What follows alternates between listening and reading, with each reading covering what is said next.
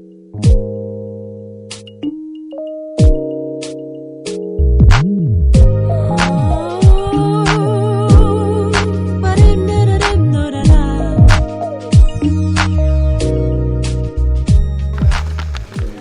want to see faces too.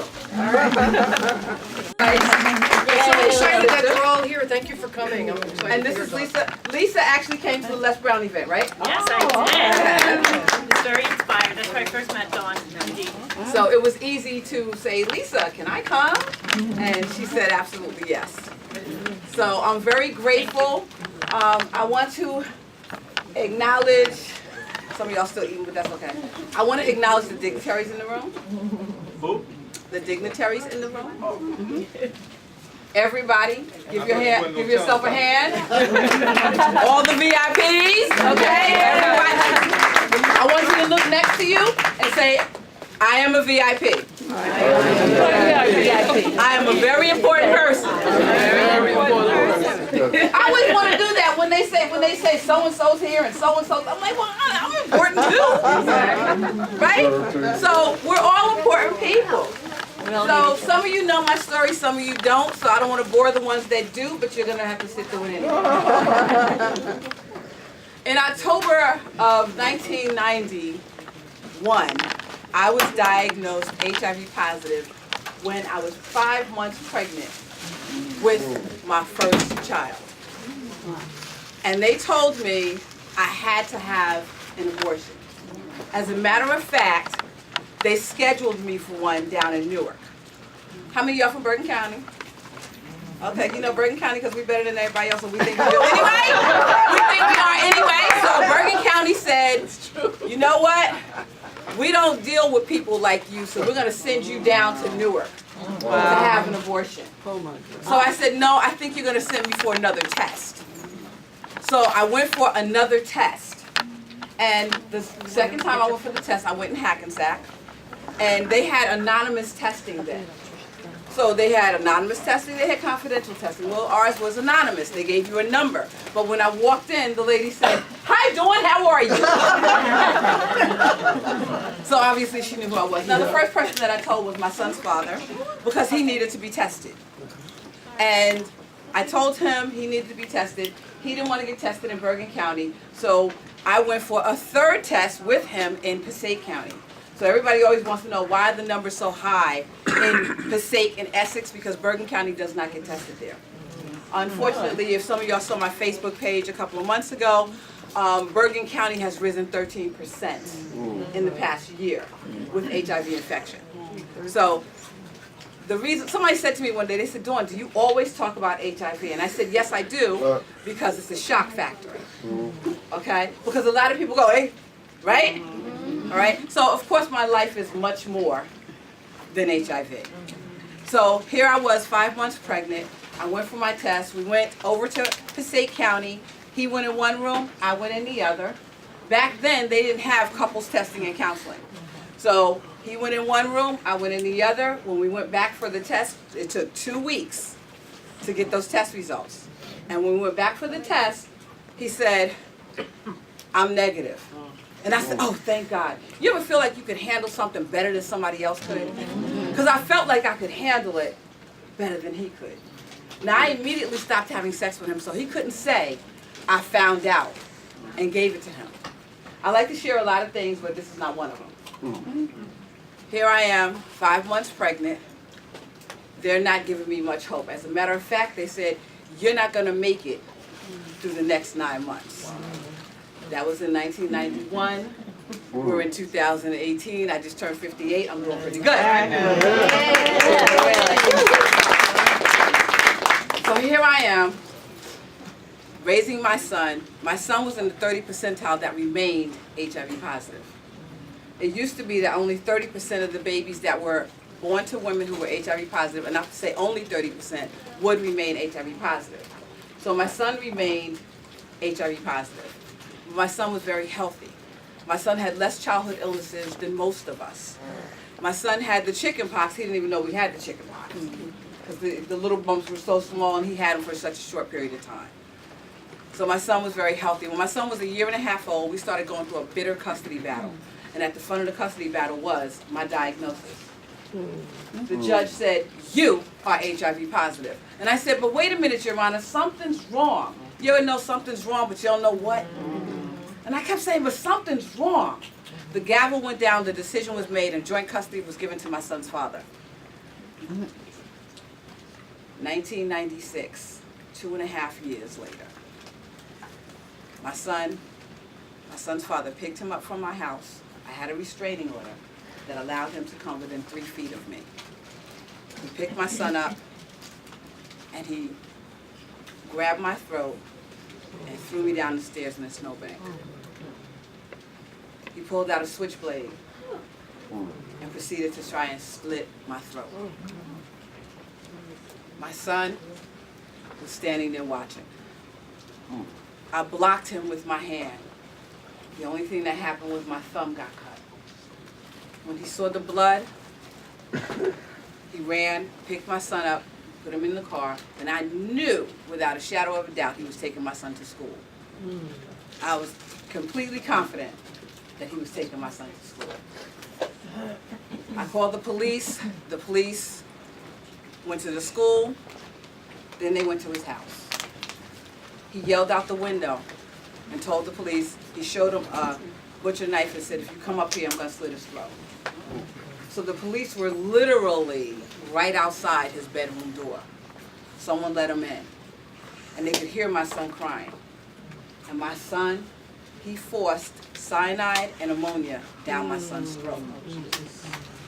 My son didn't die because I passed on HIV. My son died because of the ignorance that surrounded HIV. And y'all have heard all of the stories. Yeah. And when my son was killed, here in Inglewood, when my son was killed, everybody was talking about me. And they weren't just talking about my son being killed. They were talking about, I heard she got the package. Y'all know how people can be. I walked into the bank, it was PNC right there on Van Brunt, and the assistant manager looked at me and she said, oh, you know, they heard a lot of rumors. And I said, I've heard all the rumors, I don't want to hear them. She said, oh, because the customers are telling the tellers, and the tellers are telling me, and I heard it was going around the church. Oh my God. I've heard all the rumors, and I don't want to hear them. And she said, oh, because I just wanted to know for myself. I said, let me tell you the truth. He held my son's neck so tight, she threw her hands up. She didn't want to know. She wanted to know my diagnosis. Dissemination of information on a need-to-know basis. If I'm not sleeping with you, you don't need to know. I left the bank that day, and I was going into New York. And as I was driving across the George Washington Bridge, the tears came down my face, because it hurt. This was my firstborn son. The one that I waited until I was 31 to have. You'll agree, at 31, you didn't get knocked up and left. That's a conscious decision to have a child. The one that I had in spite of the doctor telling me to abort. The one who was healthy in spite of remaining HIV positive. The tears came down my face and hit the bottom of my cheek. And just when that happened, God took me back to a tape that I had heard years before that had nothing to do with HIV and said, hold your head up. You have nothing to be ashamed of. And from that moment on, I decided that I was not going to let my past dictate my future. From that moment on, I decided I was going to get back at some people. I'm just keeping it real. Weathering the storms of life.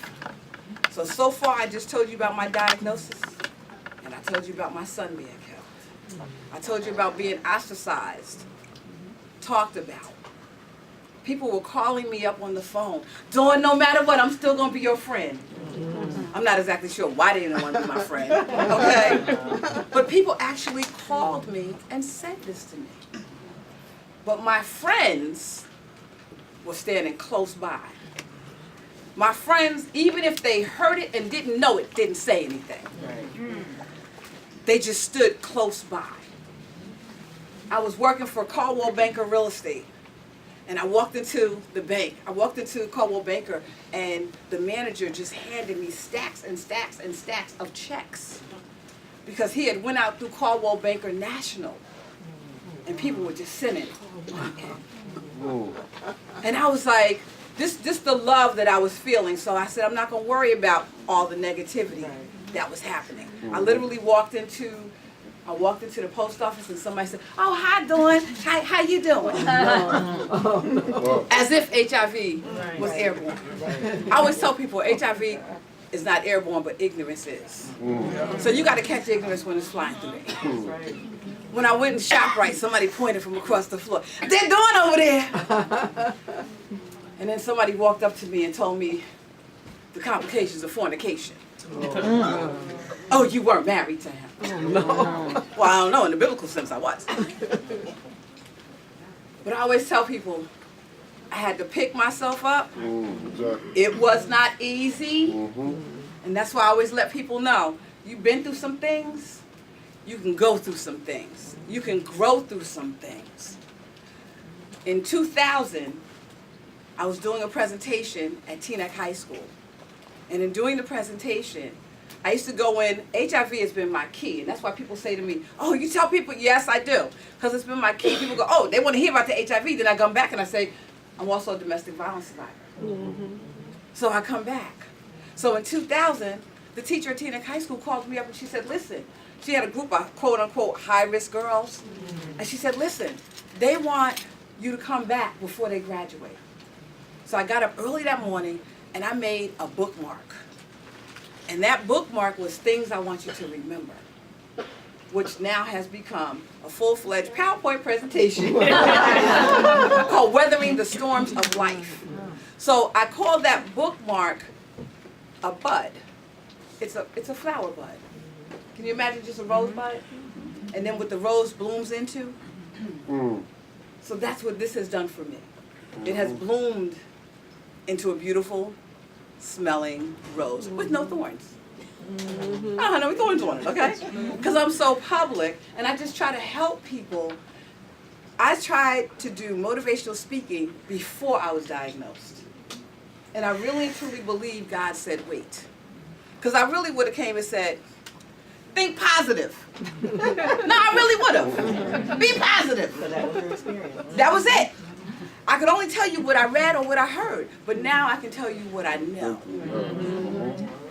How I used it. It's not just think positive. One of my favorite sayings, and you're going to see it on my video, is that as I breathe, I believe. Everybody do me a favor, just take an inhale, and as you exhale, just say thank you. Now, I don't know if you want to say thank you, Lord, Buddha, whatever you want to do. I say thank you, Lord, when I do that. So, whatever you want to do, she won't be able to see right there. Is there a cheat here? You can't see. You won't be able to see over there. Okay, that's one. You'll be able to see over here. There's one here. See, this is your fault. Now, how many of y'all responded from Friday to Saturday? Sorry, everyone, I'm so sorry. There's another, 2 more shares, if anybody else. There's one here and another one over there. Anybody else? No? Thank you.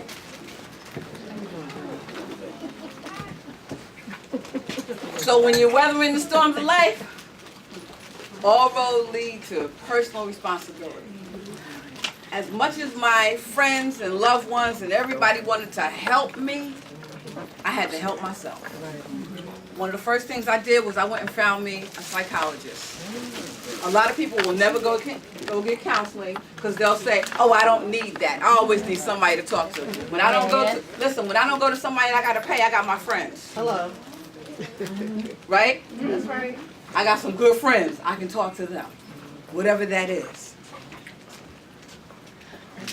I always put this up because my mother used to always say this. I don't know where it came from. I'm going to attribute it to my mother because I still haven't found it. But it's the dignity of a man lies in the power for him to choose his own destiny. That choice is so important. Most of you know I just finished and I retired from the Bergen County Sheriff's Department. And a lot of those people there did not have choice because their choice was taken away from them. So the dignity of a man lies in the power to choose. When my son was killed, I had a choice. How I was going to proceed. How I was going to pull through. Some would have said, give me a bottle. Some would have said, give me a shot, right? Give me a pill. But I decided to talk. My therapy. Because actually when I talk, I help myself and I help others also.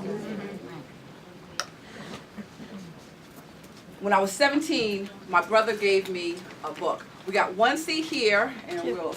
And this one, we can move it. And one right here. No, he has to move it. Okay. No, I think he'll be all right with, Maybe here. okay. Okay. Sorry. You won't be able to see? You're not gonna see. Just thought I'd tell you. Just thought I'd tell you. When I was 17, my brother gave me a book, and it was called Looking Out for Number One. The book was about this thick, and it was about a tortoise. The only thing I remember was these two things. There is nothing worth getting mentally upset, and there is nothing worth getting physically upset.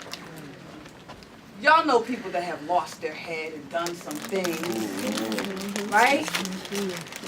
And it's cost them. So I don't need anything to cost me any more than what I've lost.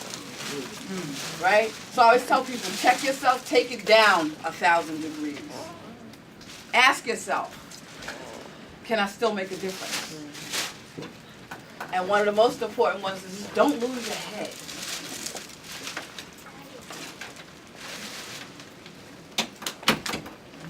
As I breathe, I believe. How many of y'all were at Les Brown's event? I had 6 weeks to pull that together. And from start to finish, 6 weeks, I didn't know what I was going to do, how I was going to do anything. So one thing is don't do it by yourself. Okay? Don't try to do it by yourself, okay? So literally, I laid my head on the pillow that night, and I said, I just started inhaling and exhaling, saying, thank you, Lord. I didn't know what was going to happen. The next morning, my cousin Joanne called me. We still don't know why she called me. We're still trying to figure out what was that call for, right? But when I started telling her what was going on, she said, oh, you need to talk to Ron, her husband. I talked to Ron, and we all started putting it all together, and I needed to make a flyer. I started making a flyer. I made those beautiful one pages that you have on your seats. And I started to make the flyer, and it takes me a long time to do that, and I just happened to call Delano to say hi. Hello, Delano! And Delano said, send me the flyer. So everything just started rolling. And 6 weeks later, we had over 200 people. Wow. No, because a lot of people breathe shallow. A lot of y'all cut your breath when you're breathing. That's part of the stress and everything you're going through. And if your diaphragm doesn't pop out when you start breathing, you need to make sure you're breathing deep. So this was this was amazing to me to do this in 6 weeks. Self-actualization. Does anybody know what these are? I'm glad y'all don't. These are. This is actually the key that they gave me when I retired from Bergen County Sheriff's Department. Okay, it's a Folger Adams key, which they really don't use to lock the cells anymore. But they gave me a key to the jail, which is the first time they ever gave it to a civilian. So I did really, really well. While in my 12 years of tenure there, I created the first of its kind inmate advocate office in the state of New Jersey. And to date, thank you. To date, it is the first of its kind. So when I left, my boss said, you guys, there's some big shoes to fill here. So they're still trying to figure it out. But self-actualization, I always talk to people about doing your personal best. sometimes people are taught as they're growing up not to do their best. And they're taught that by bitter people. People who are bitter and disgruntled because they didn't receive what they thought they should have received. So I try to teach, I do a parenting class, and I try to teach parents and children about intrinsic rewards. I need to make sure that at night when I lay down, I feel good when I lay my head down. Now, I'm going to do my very best. It may not be better than yours, but it's going to be my best. And that's all I can ask for. When I went to school, I went to Lincoln University in 2006 to 2008, and when I graduated with honors, and the people that were in my study group were much smarter than me, but their attitude was just, give them this. Just is a minimum. When anybody says, I'm just, or if I could just, that's a minimum. That's not your best. So I did my best, and I graduated with a 3.78, and somebody said to me, why didn't you get a 4.0? And I said, because I couldn't. But I stood up in my living room by myself and gave myself a standing ovation. How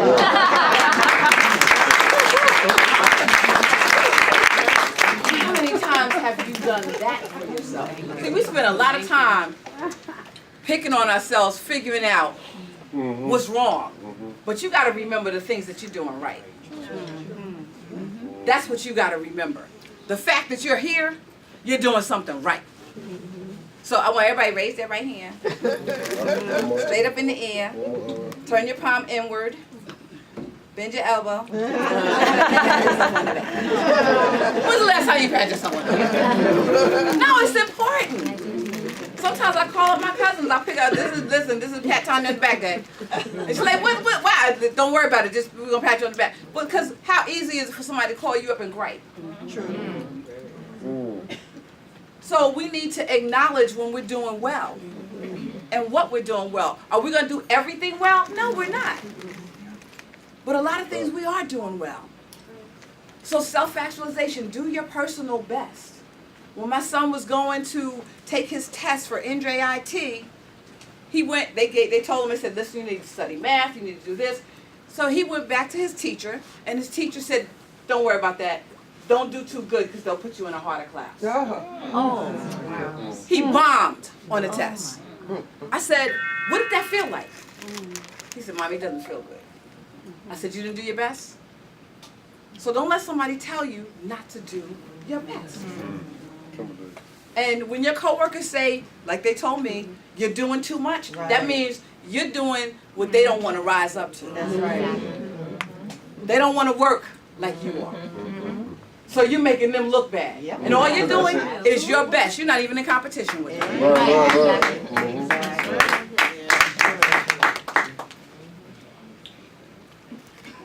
I told you I wanted to get some revenge.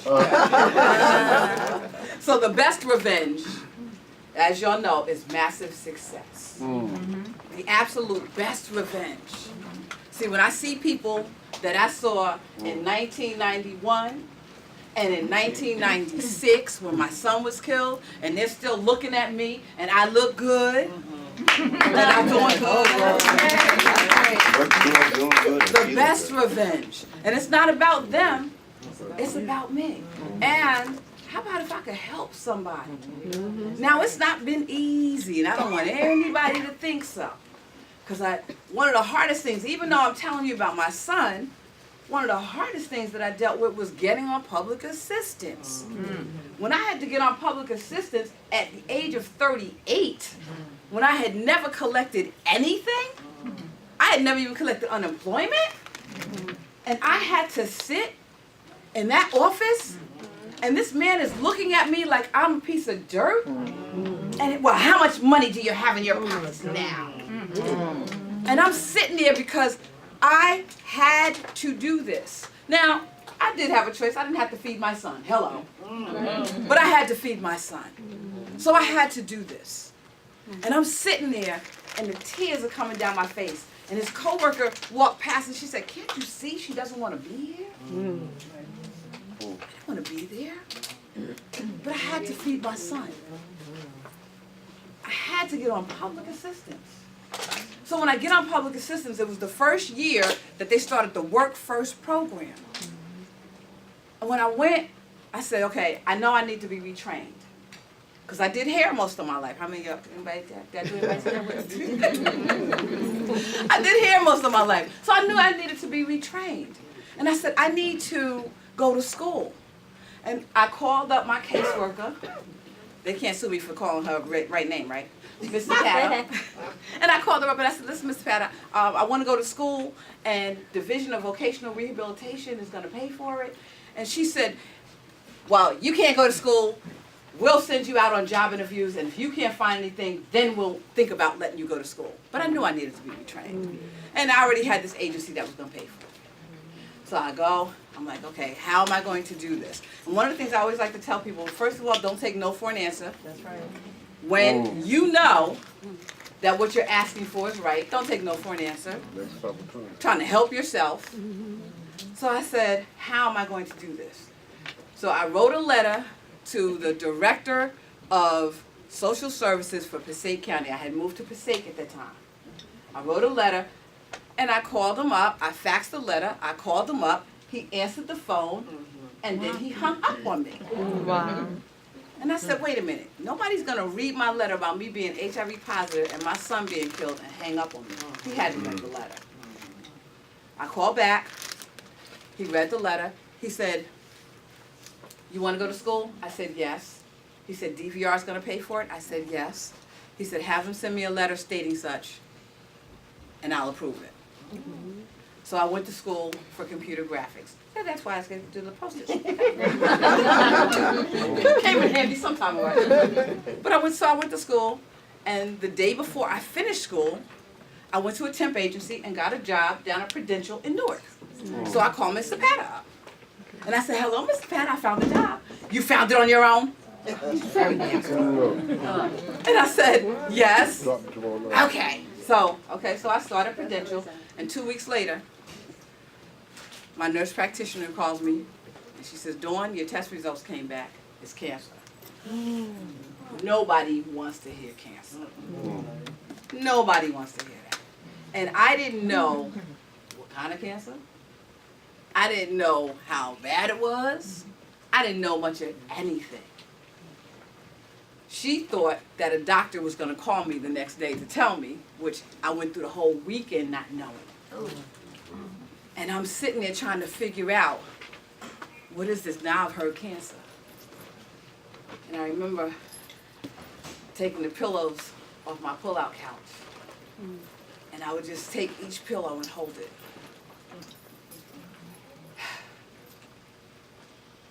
I threw it down.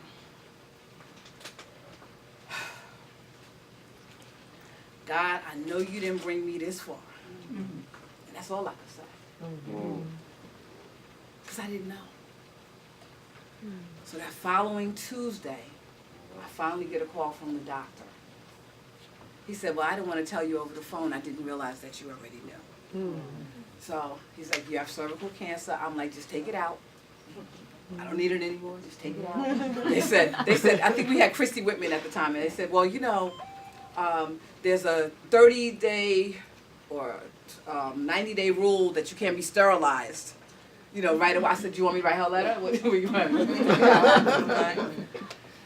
Because I wanted to get back on with my life. Now, in the meantime, I'm still on public assistance. So I call up Mr. Patta, and I'm crying. I had to have a hysterectomy. I'm going to need child care. Well, if you're not going to school or paying for or working, we're not paying for child care. Click. I'm about tired of hanging up. So I called my other caseworker because I had to, and she was very understanding. She said, you know what, Dawn, I had a hysterectomy. I'm going to put your file under my desk because you're going to need child care and you're going to need services. So I called Mr. Patta back to get child care. She hung up on me again. So I sat at my desk at Prudential, and I made about 25 phone calls. I called everywhere. I called Lupus. I called every agency I could think of telling my story. When you need something, let them know a little bit, not a lot, a little bit of your story. So I called, and by the time I got home, this was 4th of July weekend, and there was a man on my phone, and he said, tell your caseworker to look at her Work First New Jersey manual, page number 53, citation number such and such, child care for special circumstances. Tell your doctor to put medically necessary.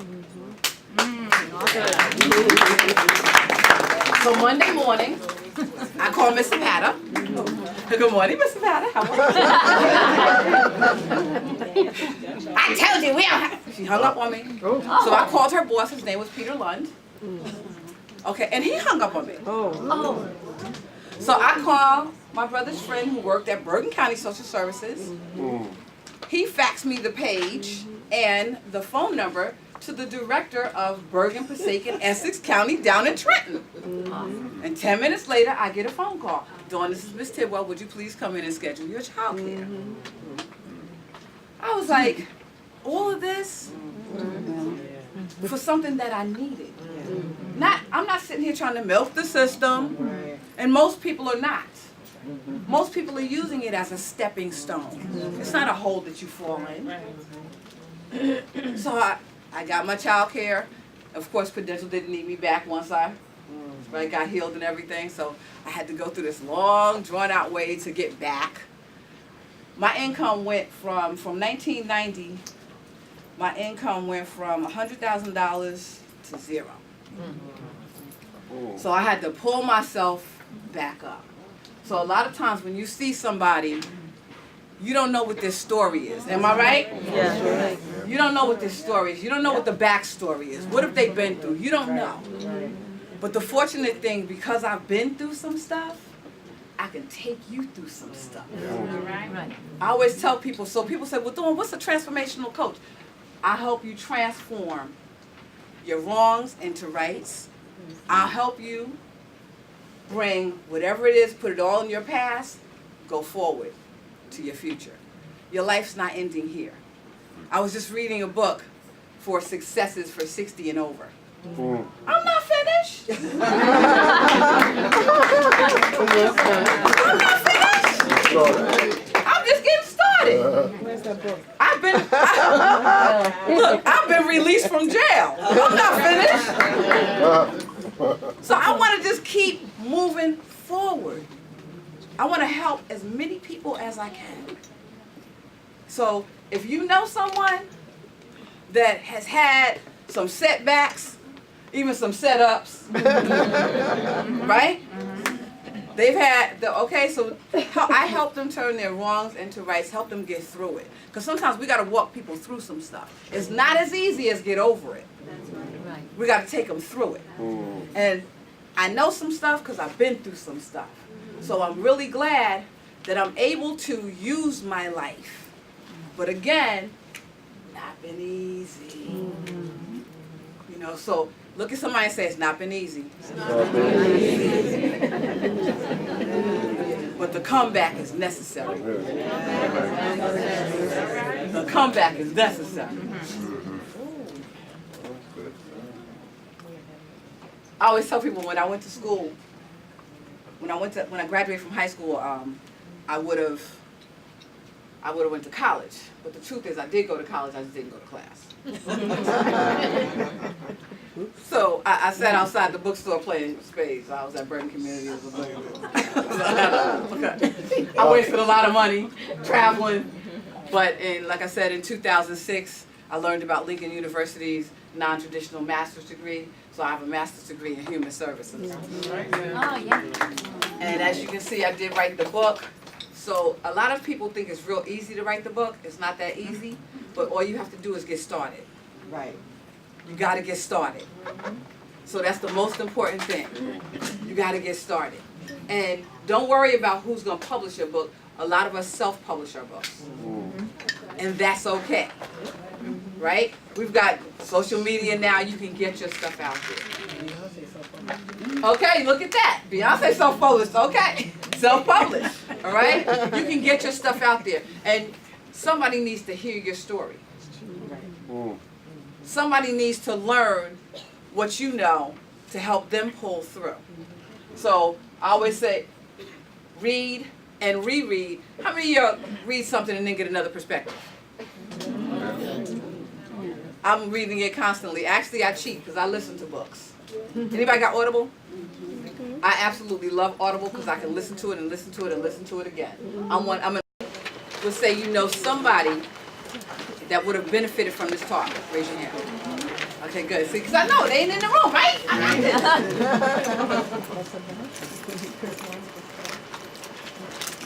Mistakes, mishaps, missteps. I help people turn them into achievements, stepping stones, and accomplishments. Who do you know that can benefit from changing and transforming their lives and pushing through some stuff? So think about who you know. Now, what I want you to do with these, you see the little numbers? Okay, on each one. So in your career, you can put whatever number you coincide. This wheel, as you can see, they need some work, or they want some work, I'll say, because you decide what you need and what you don't, right? And then once you put a dot on whatever number under, let's say career, money, health, friends and family, and then you connect them and see how well your wheel will turn. So what are you aiming for? How many, where you are? What Yes, where you are. in your career? Yes. Or In your life. Yes, in your life. It's a life wheel. In our life. Okay, so this person here is a 7 in career. Okay, they want to improve. This one here is a 5. Health, they feel really good about, so they're a 9. Friends and family, they're a 10. Significant other and romance, they're a 5. Fun, recreation, they're a 7. And physical environment, that's where they're living, right? They're an 8. So these are for you. Not being graded on them, but just to give you an idea of what you want to work on with your life. So 1 being the least, 10 being the most? Yes.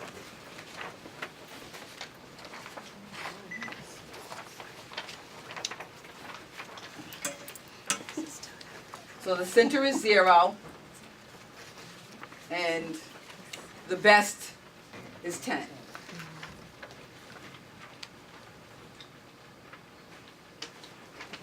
Does anybody need pencil or anything?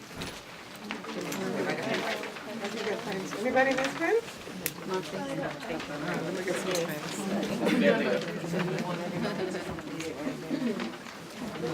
They don't have to complete it right. You don't have to complete it right now. I just want to give you a minute to do that so you can look at it and see where you are. All right? Because like I said again, I'm not collecting them.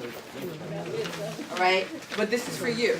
Now, when I talk about mistakes, mishaps, missteps, when I talk about those things, now, is everybody clear what the difference is between a mistake and a mishap? Okay. Okay. A mistake, oh wow, I made a mistake, means I knew I should have did better. Mishap is something that just happened to me I had no control over. Anybody have anything that happened to them that they could not control? Okay? Right? So there's mishaps, there's mistakes. So again, some might call HIV a mistake, some might call it a mishap. Y'all can take your pick, okay? I'll let y'all take your pick, okay? When I was growing up, we didn't use condoms. No, right? We were using birth control. So, call it whatever you want.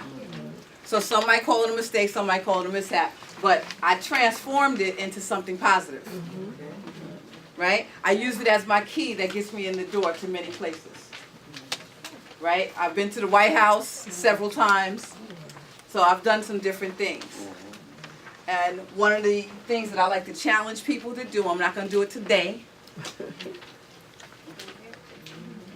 The hardest thing that some people have to do is literally look into your eyes in the mirror. Many times you hear people say, oh, the eyes are the windows of the soul. Guess what? I can't see your soul. Well, guess what?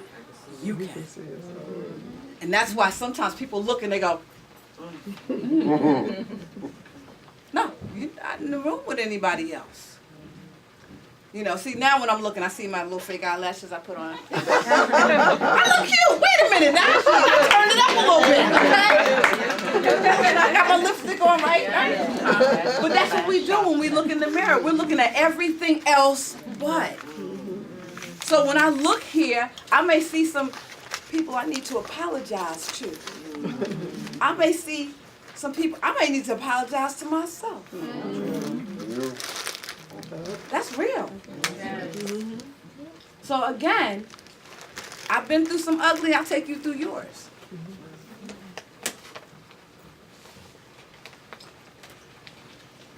One of the most important things I always like to talk about is knowing when to let go. So, I'm going to take y'all with me to a cookout. Y'all ready? Okay? Y'all ready? Because Memorial Day is coming up. So we're going to take us to a cookout. Okay, so we at a cookout. So this group over here, they playing spades. Okay? I got the big whist over here and Paquino's back there. Okay? No, wait a minute. Y'all got a vision? Y'all can visualize, right? All right. Okay. So Anthony, he's over there. He's making the grill. We're going to call you Uncle Anthony, okay? Sounds good. Yeah, he over there flipping burgers on the grill. But it's not a gas grill. It's a charcoal grill. Y'all remember the black charcoal? Some of y'all still have them, right? Okay, so it's a charcoal grill. And I'm standing by Anthony and I'm just talking, right? And the kids are running around. They weren't your kids, they were Bebe's kids. But that's okay. So the kids are running around. And somebody trips and hits the grill. And the charcoals fall, they go up in the air, and one hits my hand. Now common sense says what? Yeah. Some water. Running water. Common sense says drop it. But I'm not using common sense. Because all I'm thinking about is that it's fire, and when fire hits air, it burns more. So I don't want any more air to hit it. And I'm holding on to it. And it's burning. And what are y'all saying? Let it go. But it's burning. Sometimes we're holding on to things that are burning us and we still won't let it go. So what are you holding on to that's burning you that you need to let go? That's for you to think about. And again, if you want to find out, if you're not sure, challenge. Look right there, deep into the mirror. So I always like to say, remember, this is what I gave the girls at Teaneck High School. Know when to let go when it comes to relationships. If you are so hurt and are so worried that you can't keep your mind on what takes care of you, because your job takes care of you. You at work, but you ain't doing work because you worried about what they doing, right? You at school, but you can't study because you worried about they ain't come home last night, right?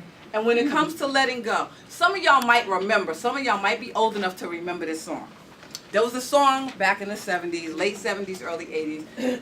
It only hurts for a little while. So if you let it go, it's going to hurt also, but only for a little while. And then it starts to heal. Right? Because see, we get comfortable with our pain. And we don't want to let it go. And when things go wrong, don't go wrong with them. Like I told you, when my son was killed, I could have went to a bottle. I could have said, give me some pills. When things go wrong, don't go wrong with them. Because you don't know how far and how long you're going to go wrong. And how much it's going to cost you to come back. Right. So remember, when things go wrong, I tell everybody, go get help. Find somebody to talk to. A lot of times people, Yam Levine Sott wrote her book, Get Over It, because she said most people will not go to counseling. And that's the truth. Most people will hold on to their pain, hold on to their anger, hold on to their unforgiveness, and all of that festers illness. I always like to tell the story about how everybody found out I was HIV positive. Now, this was my cousin. Y'all thought it was a foe. No, it was my family. My family, right? But I tell the story so that people can understand the depth of forgiveness that I had to pull out. And I couldn't do it by myself. It took me 6 months praying every night. Help me to release this. Now, why do I want to release this? Because you know what? Somebody said unforgiveness is like drinking poison and expecting the other person to die, right? And I don't need to be sick.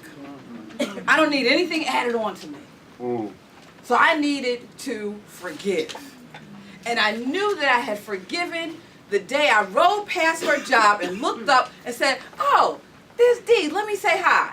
I didn't stop, but because that was my first thought, I knew that I had released it. And that's what's most important. And even if the person never apologizes, that forgiveness is for you. So you don't want to hold on to that. Remember to keep living, keep giving, keep growing, keep loving, keep learning, keep understanding, keep believing in yourself, keep your confidence, keep striving, keep moving, keep asking, keep having faith, and most of all, keep yourself. It is nobody else's responsibility. We can sit there, y'all know the old adage, you point your finger at somebody and you got 3 pointing back at you. So I need to fix myself. And I'm a work in progress. Just so we're clear, I'm still a work in progress. Right? I'm still going to make some mistakes. But I'm going to keep moving forward. That is the most important thing that I can do. Psychology tells us that by the time we reach middle age, and I think they told me I'm middle aged now, we're either facing integrity or despair. So, if someone's facing despair, I want to help them get to integrity before they leave the planet. And we don't know when anybody's going to go. And it's such a sad thing. We always talk about, oh, so-and-so died and this one, right? So I want to give you a vision right now. And don't nobody take this because I ain't copyrighted yet. I want to give you a vision right now. Imagine a city. We'll say suburban. We'll say New Jersey. We'll say Inglewood, okay? An area. No, we're not doing Wakanda. An aerial view. So you see the houses, the tops of the houses? Okay. What I want you to see above the houses are balloons. They're all different colors. They're all different shapes. They're all different sizes. They have numbers on them. One says 1 month. One says 88 years. One says 99 years. One says 6 months. One says 5.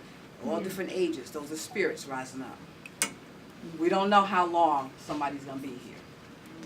So what we have to do is make sure that while they're here, we treat them good. And if it's me and it's my balloon, I need to make sure that I leave my mark on the planet before I leave here. I want to see, when I look down, all y'all plus, okay, at my funeral saying, yes, she did a good job. And all y'all get to stand up and give a testimony. She did a good job while she was here. No crying. Because I did my best while I was here. And that's what the most important thing that we have to understand. We don't want to just remember that they died. We want to remember that they lived. Right. There you go. And it's a hard thing. And I stand before you. Yes, I know what death is. I already told you about my son. What I didn't tell you was after I was diagnosed, before my son was born, my mother died. Then my son was born. My son was killed. I was diagnosed with cancer. My brothers died. So I stand before you, the last standing member in my immediate family. So I do know what I'm talking about when I say I get to miss some people. But I always think about what the lessons that I learned from them. Even my son, 3 years old. 3 years old, my son taught me a lesson. I went to pick him up at somebody's house one day, and I blew the horn. And he came outside. He said, Mommy, don't blow the horn. Ring the doorbell. I said, who told you that? He said, I told me that. Anybody learn lessons from their kids? Yes. Right? No matter how old they are. All All right? So I learned lessons from the inmates in the jail. I don't discount anyone. Here's what I know. I'm not better than anybody else, and nobody's better than me. Okay, I want everybody to repeat that. Say, I'm not better than anybody else, and nobody's better than me. Because nobody can do it like you can. And that's what you need to know. Nobody can do it like you can. You know, somebody said to me one day, she said, you know what? Your life's not easy, but it's necessary. That's right. Right? And sometimes we're trying to figure out why do we have so much struggle. I'm going to share a story about a little butterfly. I'm not going to keep y'all long. I'm going to make sure everybody's out. We're going to close the door, lock the door at 8 o'clock, okay? Just so it's clear, okay? So y'all will have testimonies and food and everything else by then. But I'm reminded of a story about a butterfly. And the butterfly is a little boy goes over to a bush and he sees a leaf wiggling. And he sees the leaf wiggling. And he goes back the next day and he sees that there's a cocoon underneath the leaf. And the leaf is wiggling. And he goes back the third day and he sees it wiggling again. And he goes back the fourth day. He goes back, the butterfly gets out, falls to the ground, and flies away. So he's like, wow, that butterfly really struggled. So as he's turning away, he sees another leaf start to wiggle. He says, I don't want him to have to struggle like the other one did. So he takes out his little penknife and he slits the cocoon just a little bit. And he comes back the next day and the butterfly struggles, gets out, falls to the ground, and he died. It was the struggle that made him stronger. So when you look at your life and you want to know why, it's the struggle that makes you strong. So that's what we understand. And if you could see, people look at you and they think that your life has been easy. They think you haven't had any struggle. They think you don't know. I'm looking at the younger generation. They think we have made it look so easy for them. No, we just handled it. And thank God we don't look like what we've been through.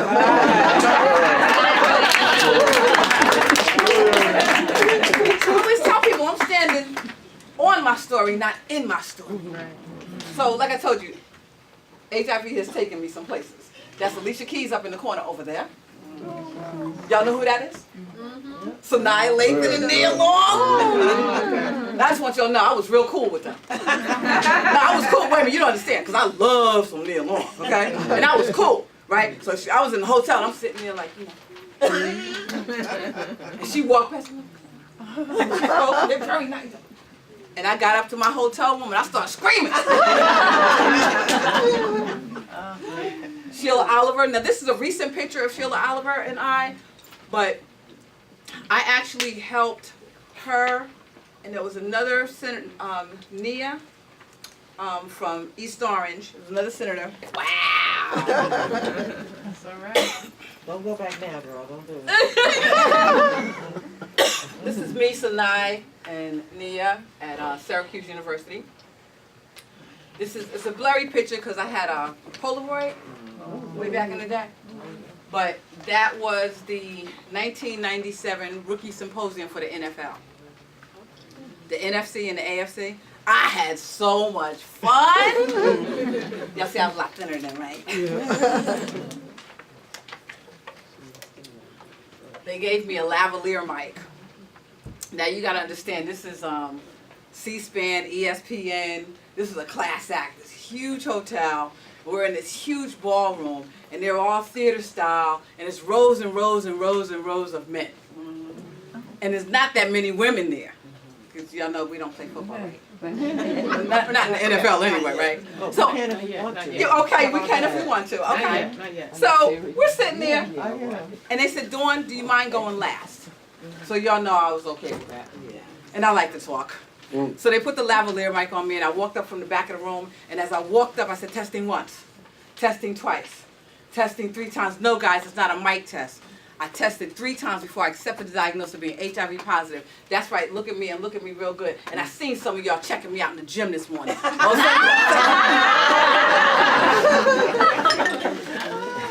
I would tell people, I'm going to tell you like I told them. next time or the first time you lay down. It's going to be hot and heavy. It's going to be wet and sloppy. You're going to say, hold it! Dawn look good. Dawn look healthy. And I am. But if you sleep with me without a condom, special delivery. And you know what? See, y'all don't have to. See, here's the thing. Y'all don't have to worry about me. Because you know. It's the ones you don't know. I have so much fun when I go to the schools and the couples, right? The boys and girls, they be all hugged up. By the time I finish, they be like.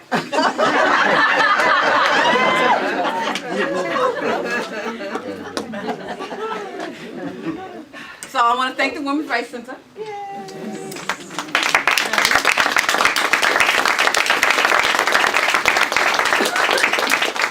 I'm very proud of my new website.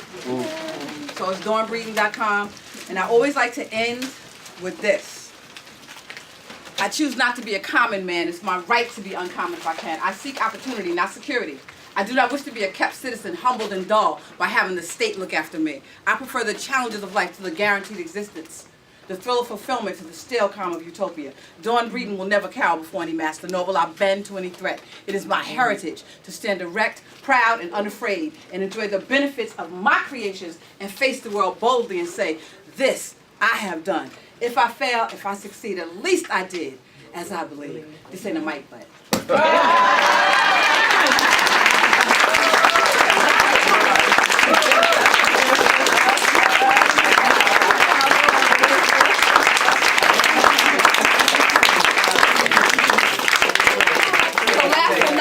Wonderful people, I would love for y'all to fill out my speaker evaluation / referral form. Okay, so if you know some groups, and if anybody's interested in counseling, hopefully we have enough of these. Let's pass them on back.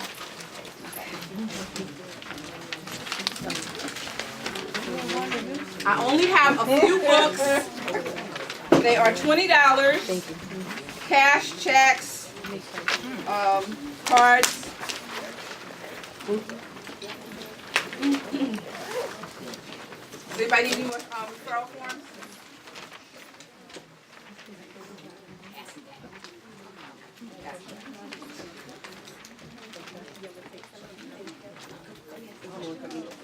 Absolutely. And you can ask me anything. My life is an open book. I'm working on my next one. Say it again. Never mind. Her question was, what are my fees? My fees vary. I've gotten up to $5,000. So when I say that to people, they cancel me out. So I go, how much? You know, what's in your budget? Yeah. What would this? Next question. Yes. I'm asking what I know, but I think what happened to oh, thank you, Denise. That's what I want. Unfortunately, and that's why I wrote the book, I could never tell you my whole story in 4 hours, all right? My son's father committed suicide right after he killed my son. He drank the cyanide and ammonia. And while I was at Inglewood Hospital waiting for them, I went because my hand was cut. And I didn't realize that when I saw this blur come through the door, that it was 5 officers with my son. So my son was on life support for 2 days. And he, so my son's father predeceased him because they weren't interested in really saving him. I forgot this part, real important. I was 1 week pregnant with my second son when my first son was killed. Well, different sons' fathers, and you know, I met him in the doctor's office, so it wasn't a whole lot of conversation. Okay, so my second son is now 21 years old, and he is HIV negative. And he's the one that some of y'all helped go to Korea. Question? Yes. Tell us, how did you meet Mr. Brown? Oh, that's a funny story. My funny story with Les Brown. My brother had some tapes. It was in the 80s, the late 80s, and I stole the tapes. I didn't steal them. I steal them. There's no cops in here, right? Yeah, I borrowed the tapes, and I played them in my hair salon for 16 hours a day because I was working that hard. And I became brainwashed. I didn't even know what Les Brown looked like. And one day, one of my friends met him down in Maryland, and she said, "My girlfriend loves you. You gotta go see her. You gotta call her." So he called, and I was like so excited and acting so crazy. And then I found out that he was gonna be in New York doing a speaker's training. I said, "Wow, you know," I just said to her, I just came from a speaker's training down in Fort Lauderdale 2 weeks ago, and I said, "You know, this is my 4th one. I just thought about that." So I met him at that speaker's training, and he thought I was crazy. Because I literally was sitting outside the banquet hall, and when he came down, he said, "Hi, how are you?" I said, "Better than good, better than most." And he said, "Okay." And he looked at me, and he said, "What's your name?" And I said, "Dawn Breedon." And he said, "Les Brown." I jumped up. I started screaming and hollering. And then he opened the banquet doors, and he walked in, and I started walking in reciting his stuff. So he couldn't get rid of me since then. You know, he's like, he actually says I'm a reason for child abuse. He says I'm like one of his kids. Thank you. Tell us, Obama being at the White House, you said 4 times. Were you honored?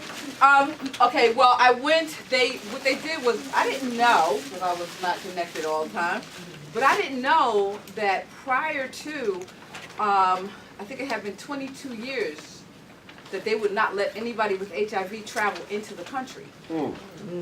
So when they had the conference that year, Obama lifted that ban. And he had about 200 people from all over the world. And I was invited. My girlfriend said, "Check your email." I said, "For what?" So I was invited. So I was like honored. Now the other thing, that's the first time that I went where it was honored. And then there was times that I worked with the National Association of Black Women in HIV, working on policy for AIDS, for the Office of AIDS Policy. Were all the people invited in Jersey Policy? No, Oh, okay. but they called it Courage on the Front Line. And it was interesting because I had lunch with Alicia Keys. There was about 75 women from across the country. Lunch with Alicia Keys that Saturday, and then that Thursday was with President Obama. And I was like, "Oh my goodness!" I didn't put the shot up there, but I have a shot of me holding his hand, and I'm not letting it go. And I think the Secret Service is closing in. So I thank you all so much. Go ahead. Yeah, they say, you've obviously been through a lot of trials and tribulations. And they say, what don't kill you make you strong. And I like to share this with you. Throughout the years, we've watched you grow, and your love for you, we want you to know. You're beauty, a descendant of a queen, with a cocoa butter complexion that makes heaven rain. You have every eye that complements your skin, and a beautiful smile that lets us know that you're our friend. Yes, it's been a while since yesterday when you were young, just a child that played. You are full grown and greatly matured, and the pains of life you're proud of you. All in all, you have a happy soul, gift and love. I pray each night, hope that God's blessings come true. Because the love I share with the universe, or we share with the universe, my African American queen, we now share that with you.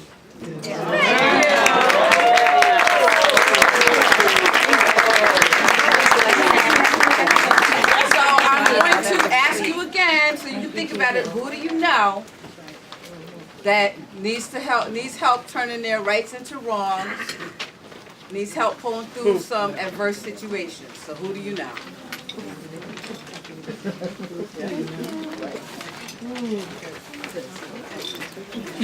And I'm gonna open the door back up, and y'all can get food if y'all and y'all can get some food, and whoever would like to volunteer